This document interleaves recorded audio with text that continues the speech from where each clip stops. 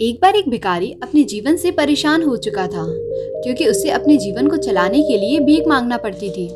उसे हर एक चीज के लिए भीख मांगना पड़ती थी। इस बात को लेकर वो बहुत दुखी रहता था और दिन भर ये सोचता था कि उसके जीवन में बदलाव कैसे आएगा। और यह सोचकर वो निराश हो जाता था। वह हर दिन देखता था कि बहुत सारे लोग निराश होकर, आंखों में आंसू लिए लोग और विभिन्न चिंताओं से परेशान लोग गौतम बुद्ध की तरफ जाते और लौटते समय वहां से बहुत ही खुश होते थे। वह भिखारी यह नहीं समझ पा रहा था कि गौतम बुद्ध उनके साथ ऐसा क्या करते थे कि वे बेहद खुश हो जाते थे। वापस लौटते हुए लोगों के हाथों में न तो ढेर सारे पैसे होते थे और ना ही सोने चांदी। तो ऐसा क्या होता था कि लोग बुद्ध के पास से लौटते वक्त इतने खुश होते थे?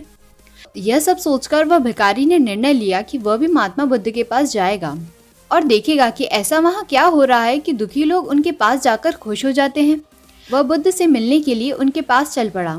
जहाँ बुद्ध मौजूद थे वहाँ बहुत लंबी कतार लगी हुई थी, तो वह भिखारी भी कतार में लग गया।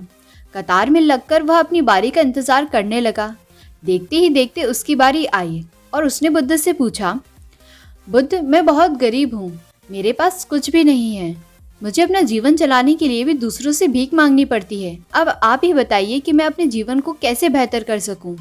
यह सब सुनकर बुद्ध ने कहा, तुम गरीब नहीं हो, तुम्हें ऐसा लगता है क्योंकि आज तक तुमने किसी के लिए कुछ भी नहीं किया है, न ही तुमने किसी को दान दिया है और न ही दूसरों के लिए कुछ किया है।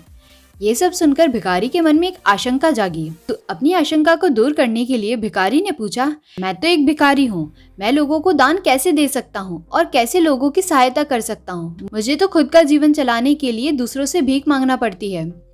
यह सब सुनकर गौतम बुद्ध थोड़ी देर चुप रहे और फिर उससे बोले, तुम्हारे पास हाथ है जिससे कि तुम लोगों की सेवा कर सकते हो, दूसरों का भला कर सकते हो।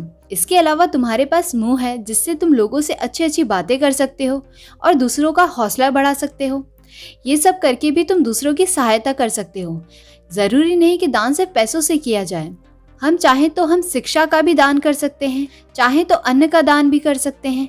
ऊपर वाले ने अगर किसी को पूर्णतः अच्छा शरीर दिया है तो वह गरीब नहीं है, वह बस दिमाग से गरीब है। उसे इस विचार से हटकर दूसरों की सेवा में लगना चाहिए। बुद्ध की यह बात सुन लेने के बाद भिखारी बहुत ज्यादा खुश हुआ और उसका मन अब संतुष्ट था। दोस्तों, हम सब इस बात की चिंता में समय बर्बाद करते हैं कि हम गरीब हैं, लेकिन यह सत्य नहीं है। सत्य तो यह है कि जब तक हमारे शरीर पूरी तरह बेहतर है तो हम उसका उपयोग करने में आगे बढ़ सकते हैं और खुद के जीवन को बेहतर बना सकते हैं। इसके अलावा हमें इस कहानी से ये भी सीख मिलती है कि दान सिर्फ धन का ही नहीं, शिक्षा, भोजन, अच्छे विचार आदि का भी किया जा सकता है। अगर आपके पास धन नहीं है तो आप शिक्षा का दान कर सकते हैं या फिर आप दूसरों के लिए अच्छे विचारों का भी दान कर सकते हैं। इससे हमारा समाज बेहतर होता है।